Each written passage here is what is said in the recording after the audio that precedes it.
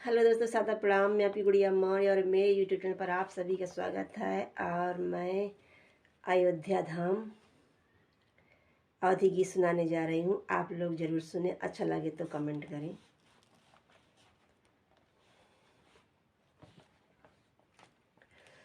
आवा चली अयोध्या देखे दिन संसार चलत बा, प्रभु के कर दीदार चलत बा हो। आवा चली अयोध्या देखे दिन संसार चलत बा, प्रभु के कर दीदार चलत बा हो।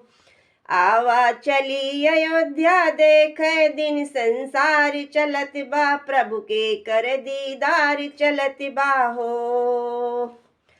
ऐसन शुभ अवसर हम पाए, प्रभु श्री राम नए घर आए। ऐसन शुभ अवसर हम पाए, प्रभु श्री राम नए घर आए। कितना जल्दी देखित, कितना जल्दी देखित, मन में यह विचार चलत बा, प्रभु के कर दीदार चलत बा हो। कितना जल्दी देखित, मन में यह विचार चलत बा, प्रभु के कर दीदार चलत बा हो। आवा चली अयोध्या देखे दिन संसार चलत बा, प्रभु के कर दीदार चलत बा हो। आवा चली अयोध्या देखे दिन संसार चलत बा, प्रभु के कर दीदार चलत बा हो।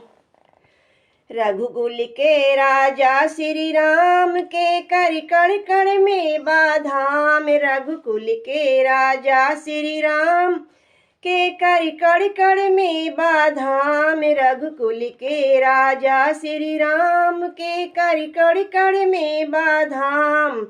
हर घर दीप खुशी के चलत, अजब त्योहार चलत बा, प्रभु के कर दीदार चलत बा हो।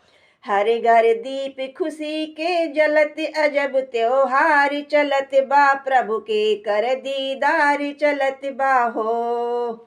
आवा चली अयोध्या देखे दिन संसार चलत बा, प्रभु के कर दीदार चलत बा हो। आवा चली अयोध्या देखे दिन संसार चलत बा, प्रभु के कर दीदार चलत बा हो। आवा चली अयोध्या देखे दिन संसार चलत बा, प्रभु के कर दीदार चलत बा हो।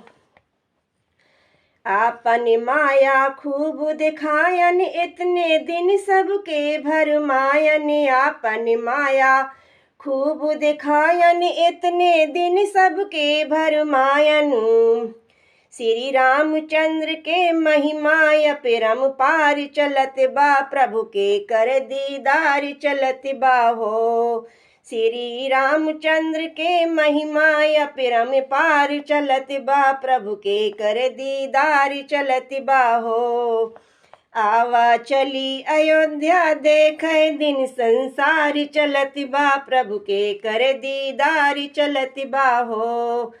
आवा चली अयोध्या देखे दिन संसार चलत बा, प्रभु के कर दीदार चलत बा हो। आवा चली अयोध्या देखे दिन संसार चलत बा, प्रभु के कर दीदार चलत बा हो। आवा चली अयोध्या देखे दिन संसार चलत बा, प्रभु के कर दीदार चलत बा हो।